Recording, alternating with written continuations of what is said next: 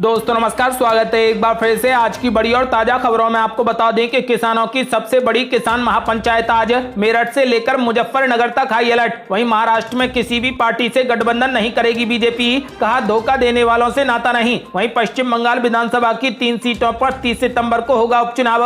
भवानीपुर से चुनाव लड़ेंगी ममता बनर्जी। वहीं उपचुनाव की घोषणा होते ही जोश में आए टीएमसी के वर्कर भवानीपुर क्षेत्र में लगे मुख्यमंत्री ममता बनर्जी के पोस्टर। वहीं अखिलेश यादव ने बीजेपी पर बोला जमकर हमला, बोले आमदनी दोगुनी करने के नाम पर किसानों को रंगीन सपना दिखा रही बीजेपी। वहीं यूपी विधानसभा चुनाव में प्री पोल सर्वे पर मायावती का पलटवार, बोली भाजपा के पक्ष में दिखाया गया सर्वे। वहीं संतों की असदुद्दीन ओवैसी को कड़ी चेतावनी, बोले फैजाबाद की जगह अयोध्या लिखो वरना नहीं होने देंगे रैली। वहीं केंद्र सरकार पर शरद पवार ने बोला हमला, कहा सरकार जिस तरीके से ईडी का इस्तेमाल कर रही ऐसा पहले कभी नहीं हुआ। वहीं एक परिवार एक बच्चा, मोदी सरकार के मंत्री ने कहा कि देश के विकास के लिए लागू हो वन चाइल्ड पॉलिसी। वहीं ममता बनर्जी ने बीजेपी को दिया एक और जोर का झटका, 5 दिन में भगवा दल का तीसरा एमएलए टीएमसी में हुआ शामिल। वहीं शिवसेना ने सामना के जरिए मोदी सरकार पर उठाए सवाल, कहा बेरोजगारों के हाथों में दिया घंटा। और भी बड़ी खबरों को जानने के लिए वीडियो को लाइक कर दें, चैनल को सब्सक्राइब कर लें और घंटी बटन जरूर दबा दें। वहीं पहली बड़ी खबर, किसानों की सबसे बड़ी महापंचायत आज मेरठ से लेकर मुजफ्फरनगर तक हाई अलर्ट। यह आपको बता दें कि भारतीय किसान यूनियन की किसान महापंचायत को लेकर मेरठ से मुजफ्फरनगर तक पुलिस प्रशासन और अन्य विभाग हाई अलर्ट पर हैं। आपको बता दें कि केंद्र के नए कृषि कानूनों के खिलाफ मुजफ्फरनगर के राजकीय इंटर कॉलेज के मैदान में आज किसानों की सबसे बड़ी महापंचायत होगी। भारतीय किसान यूनियन की ओर से होने वाली इस महापंचायत में भाग लेने के लिए दूर दराज के किसानों का मुजफ्फरनगर पहुंचना शुरू हो गया है। भारतीय किसान यूनियन के संस्थापक महेंद्र सिंह टिकैत के पोते चरण सिंह ने महापंचायत की तैयारियों के बारे में जानकारी दी। उन्होंने बताया कि महापंचायत में शामिल होने के लिए दूसरे राज्यों के किसानों के जत्थे यहां पहुंच चुके हैं। इनमें बड़ी संख्या में महिलाएं भी शामिल हैं। उन्हें नगर के गुरुद्वारों और स्कूलों में ठहराने का इंतजाम किया गया है। किसानों के भोजन के लिए लगभग 500 स्टॉल लगाए गए हैं। आपको बता दें कि उन्होंने यह भी दावा किया है कि इस महापंचायत में तकरीबन 8 से 10 लाख लोग शामिल होंगे। आपको बता दें कि फिलहाल चरण सिंह टिकैत ने कहा कि इस महापंचायत में संयुक्त किसान मोर्चा में शामिल 40 संगठनों से जुड़े किसान भी शामिल होंगे। चरण सिंह टिकैत ने कहा कि इस पंचायत में नेताओं को मंच पर बैठने की इजाजत नहीं दी जाएगी। वे अगर पंचायत में आना चाहते हैं तो उन्हें भीड़ के बीच में बैठना होगा, यानी राजनीतिक नेता इस महापंचायत का हिस्सा नहीं बनेंगे। राज्य के लोकदल के पराग चौधरी ने कहा कि इस महापंचायत में किसानों के हित की बात की जाएगी। उन्होंने दावा किया कि जब भी किसानों को चौधरी अजीत सिंह और चौधरी जयंत की जरूरत पड़ी है उन्होंने हमेशा उनका साथ दिया है। वहीं राकेश टिकैत ने बड़ा ऐलान किया है कि महापंचायत के लिए पहुंचने वाले लोगों की संख्या को बताना असंभव है, लेकिन मैं वादा कर सकता हूं कि लोग बड़ी संख्या में पहुंचेंगे। किसानों को महापंचायत तक पहुंचने से कोई नहीं रोक सकता। अगर किसी ने रोकने की कोशिश की तो बैरियर तोड़कर किसान महापंचायत में पहुंचेंगे। आपको बता दें कि किसानों ने ऐलान कर दिया है कि यह किसानों की सबसे बड़ी महापंचायत होगी और इस महापंचायत में बीजेपी को घेरने की प्लानिंग तैयार की जाएगी। आपको बता दें कि फिलहाल किसानों ने मन बना लिया है कि इस बार यूपी में बीजेपी को हराकर ही दम लेंगे।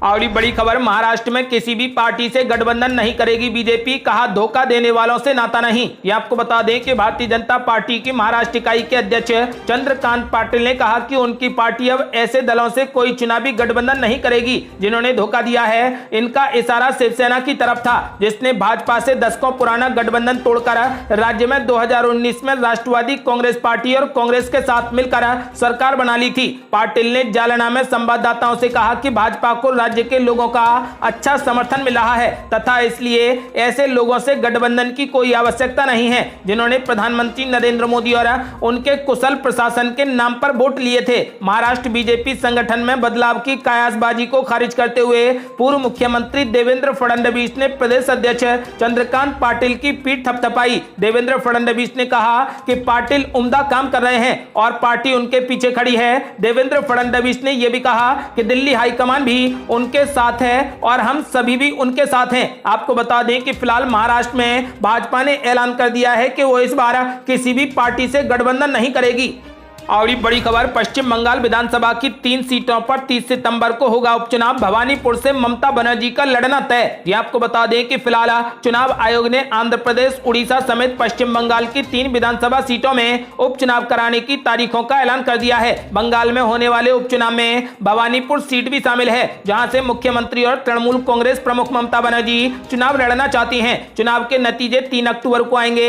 ममता बनर्जी नंदीग्राम सीट से चुनाव मैदान में उतरी थी, लेकिन ममता बनर्जी नंदीग्राम से भाजपा प्रत्याशी शुभेंदु अधिकारी के हाथों चुनाव हार गई थी। संविधान के मुताबिक ममता बनर्जी को मुख्यमंत्री पद पर बने रहने के लिए 6 महीने के भीतर चुनाव जीतना जरूरी है। अगर वो चुनाव नहीं जीत पाई तो उन्हें मुख्यमंत्री पद छोड़ना पड़ेगा। ममता बनर्जी के लिए तृणमूल विधायक शोभन देव चट्टोपाध्याय ने यह सीट छोड़ दी थी। 13 सितंबर को नामांकन करने की आखिरी तारीख है। इससे पहले ही ममता बनर्जी भवानीपुर सीट से नामांकन करेंगी। और बड़ी खबर, उपचुनाव की घोषणा होते ही जोश में आए टीएमसी के वर्कर भवानीपुर क्षेत्र में लगे मुख्यमंत्री ममता बनर्जी के पोस्टर।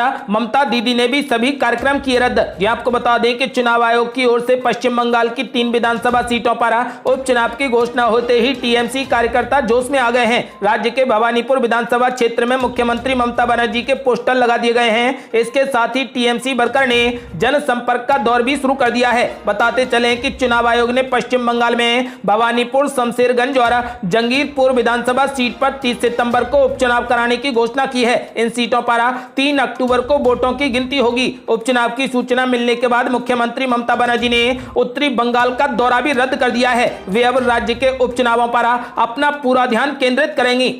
और बड़ी खबर, अखिलेश यादव ने बीजेपी पर बोला जोरदार हमला। बोले आमदनी दोगुनी करने के नाम पर किसानों को रंगीन सपना दिखा रही भाजपा। ये आपको बता दें कि समाजवादी पार्टी के राष्ट्रीय अध्यक्ष अखिलेश यादव ने कहा कि प्रदेश में किसान जीवन मरण की लड़ाई लड़ रहा है। सरकारी प्रचार में सबको बहुत कुछ देने का दावा किया जा रहा है, जबकि हकीकत में उसकी झोली खाली है। किसानों को मिल कुछ भी नहीं रहा। आमदनी दोगुनी करने का रंगीन सपना देखने को मजबूर किया जा रहा है। भाजपा की नीति और नीयत दोनों किसानों के को अनदेखा करने वाली हैं। अखिलेश यादव ने एक जारी बयान में कहा कि किसानों की बदहाली की कहानी भाजपा राज्य में कोई भी सुनने वाला नहीं है। उसकी खेती की लागत दिन प्रतिदिन बढ़ती जा रही है। डीजल महंगा है, बिजली का बिल बढ़ चढ़ कर आ रहा है, खाद बीज के दाम बढ़ गए हैं। भाजपा अपने किए वादे सभी भूल गई है। वो सिर्फ किसानों को गुमराह करने में लगी है। प्रधानमंत्री से लेकर मुख्यमंत्री तक गेहूं, धान और गन्ने की खरीद एमएसपी दर पर करने का खूब प्रचार किया, लेकिन इसका लाभ बिचौलियों को ही मिल रहा है। किसान औने पौने दामों पर अपनी फसल बेचने को मजबूर हो गया है।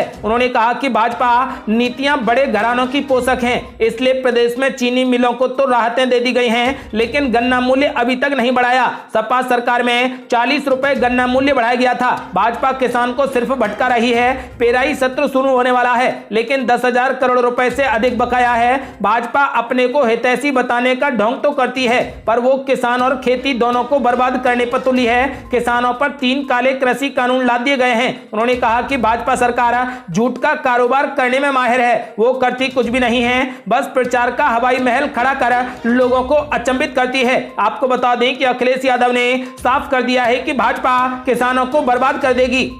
और ये बड़ी खबर, यूपी विधानसभा चुनाव में प्री पोल सर्वे पर मायावती का पलटवार। बोली भाजपा के पक्ष में जानबूझकर दिखाया गया सर्वे। ये आपको बता दें कि बसपा सुप्रीमो मायावती ने यूपी विधानसभा चुनाव से पहले दिखाए गए प्री पोल सर्वे पर पलटवार करते हुए कहा कि भाजपा के पक्ष में इसे जानबूझकर दिखाया गया है। भाजपा का वोट प्रतिशत पिछली बार के 40% से अधिक दिखाना प्रायोजित नहीं, बल्कि हवाई शरारतपूर्ण व भ्रमित करने वाला है। देश में महंगाई, गरीबी व बेरोजगारी के चलते भाजपा के प्रति व्यापक जनाक्रोश है। आपको बता दें कि फिलहाल उन्होंने कहा कि बसपा के लोग सर्वे के बहकावे में कतई आने वाले नहीं हैं। ये सर्वे भाजपा के पक्ष में जानबूझकर दिखाया गया है। बसपा के लोग इस चुनौती को स्वीकार करते हुए अब ज्यादा जिद, जोश, हिम्मत व मेहनत से काम करेंगे। मुझे अपने लोगों पर पूरा भरोसा है। यूपी विधानसभा का चुनाव जैसे जैसे नजदीक आता जाएगा, वैसे वैसे बसपा विरोधियों का षड्यंत्र और अधिक संकीर्ण, ओछा, विषैला व शरारतपूर्ण होता जाएगा। प्रदेश में दलितों, आदिवासियों, पिछड़ों, मुस्लिम व अन्य धार्मिक अल्पसंख्यकों के साथ अपर कास्ट समाज खासकर ब्राह्मण भाजपा के पक्षपाती रवैये से दुखी होकर बसपा के साथ तेजी से जुड़ रहा है। इससे भाजपा ही नहीं बल्कि सपा व कांग्रेस सहित अन्य की बौखलाहट बढ़ी है। आपको बता दें कि मायावती ने कहा कि बसपा के प्रबुद्ध विचार गोष्ठी की सफलता से घबराई भाजपा अब प्रबुद्ध सम्मेलन करने जा रही है। बसपा प्रबुद्ध विचार गोष्ठी 7 सितंबर को लखनऊ में औपचारिक रूप से समाप्त हो रही है। इसके बाद प्रबुद्ध समाज को तैयार करने के लिए दूसरे चरण का यह कार्यक्रम फिर शुरू होगा। आपको बता दें कि मायावती ने ऐलान कर दिया है कि प्री सर्वे जो दिखाया गया है यह भाजपा के पक्ष में जानबूझकर दिखाया गया है, जिससे कि भाजपा के पक्ष में माहौल तैयार किया जा सके।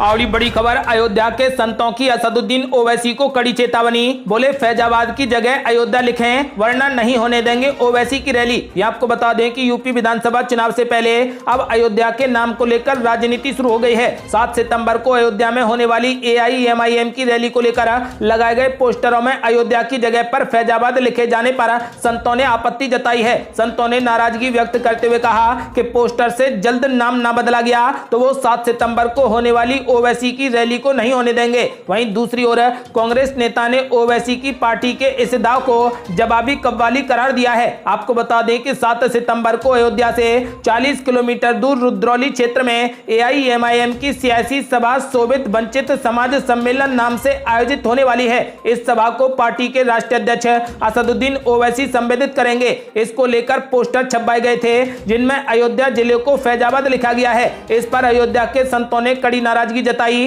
तपस्वी छावनी के महंत जगत गुरु परमहंस आचार्य ने कड़ी चेतावनी देते हुए कहा कि योगी आदित्यनाथ ने फैजाबाद का नाम बदलकर अयोध्या किया था। असदुद्दीन ओवैसी ने मुख्यमंत्री योगी आदित्यनाथ व अयोध्या वासियों का अपमान किया है। उन्होंने कहा कि अगर फैजाबाद को अयोध्या नहीं किया गया तो वो ओवैसी के अयोध्या प्रवेश और रैली पर रोक लगा देंगे। अयोध्या हनुमानगढ़ी के पुजारी राजू दास ने ओवैसी के पोस्टर पर सवाल उठाए हैं। ओवैसी के फैजाबाद लिखे पोस्टर पर पुजारी राजू दास ने कहा कि आपको अयोध्या से चिढ़ क्यों है? फैजाबाद का नाम सरकारी अभिलेख में अयोध्या हो गया है तो पोस्टर पर फैजाबाद नाम क्यों लिखा है? इस विचारधारा का संत समाज निंदा करता है। ओवैसी इस पोस्टर को डिलीट करें अन्यथा अच्छा नहीं होगा। उन्होंने ओवैसी पर निशाना साधते हुए कहा कि ओवैसी चुनाव के वक्त शोषित वंचित समाज के नाम पर दुकान चला रहे हैं। आपको बता दें कि वहीं 7 सितंबर को अयोध्या में होने वाली ओवैसी के दौरे को लेकर अयोध्या बाबरी मस्जिद के पूर्व पक्षकार इकबाल अंसारी ने भी विरोध जताया है। उन्होंने कहा कि मुस्लिम समाज के लोग असदुद्दीन ओवैसी से सावधान रहें। ओवैसी को यूपी नहीं आना चाहिए था, वो हैदराबाद के हैं, वो अपना हैदराबाद देखें। यूपी में मुसलमानों के साथ खिलवाड़ न करें। आपको बता दें कि फिलहाल अयोध्या में होने वाली असदुद्दीन ओवैसी की रैली में अब टांका लग गया है। अब देखना ही होगा कि असदुद्दीन ओवैसी फैजाबाद की जगह अयोध्या करते हैं या नहीं। यदि अयोध्या किया गया तो अयोध्या में रैली हो सकती है, अगर फैजाबाद लिखा गया तो अयोध्या में रैली नहीं होने देंगे। आपको बता दें कि फिलहाल असदुद्दीन ओवैसी चारों तरफ से फंस गए हैं। आपका क्या मानना है? क्या फैजाबाद को अयोध्या किया जाना चाहिए? अपनी राय हमें वीडियो लाइक कर कमेंट बॉक्स में जरूर दें।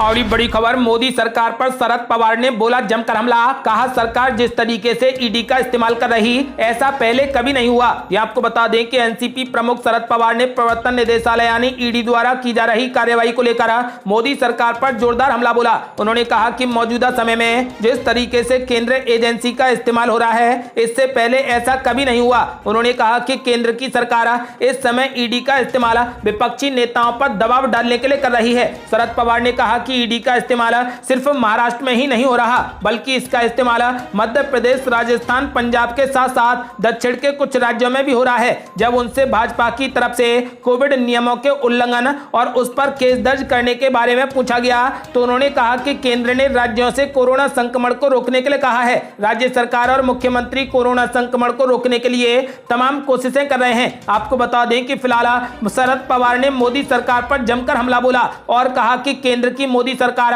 इस समय ईडी का इस्तेमाल विपक्षी नेताओं पर दबाव डालने के लिए कर रही है।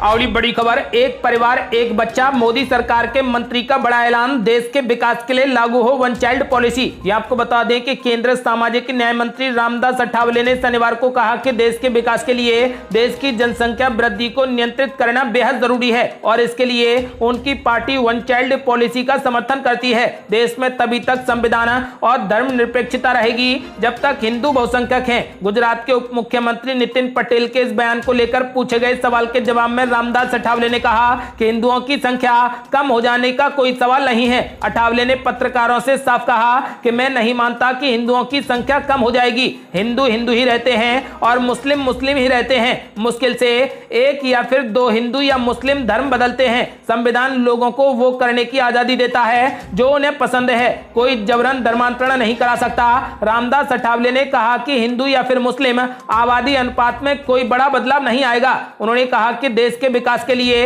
आबादी को नियंत्रित करने की बेहद जरूरत है, चाहे वो हिंदू या मुसलमानों की आबादी क्यों ना हो। एनडीए में शामिल रिपब्लिकन पार्टी ऑफ इंडिया के प्रमुख ने वन चाइल्ड पॉलिसी का खुला समर्थन किया है। और बड़ी खबर, ममता बनर्जी ने बीजेपी को दिया एक और जोर का झटका। 5 दिन में भगवा दल का तीसरा एमएलए टीएमसी में हुआ शामिल। ये आपको बता दें कि पश्चिम बंगाल में भारतीय जनता पार्टी को ममता बनर्जी ने एक और करारा झटका दिया है। कालियागंज से विधायक सौमेन राय ने तृणमूल कांग्रेस का दामन थाम लिया। ममता सरकार में मंत्री और टीएमसी के वरिष्ठ नेता पार्थ चटर्जी की मौजूदगी में उन्होंने पार्टी की सदस्यता ग्रहण कर ली। रॉय पहले भी टीएमसी में ही थे और चुनाव से पहले वो बीजेपी में शामिल हो गए थे। एक सप्ताह के भीतर बीजेपी के 3 विधायकों ने टीएमसी को ज्वाइन कर लिया है। इससे पहले 30 अगस्त को विष्णुपुर से विधायक तन्मय घोष ने टीएमसी में घर वापसी कर ली है। अगले ही दिन नॉर्थ 24 परगना जिले के बीजेपी विधायक विश्वजीत दास ने भी टीएमसी का दामन थाम लिया। सौमेन राय के टीएमसी में शामिल होने के बाद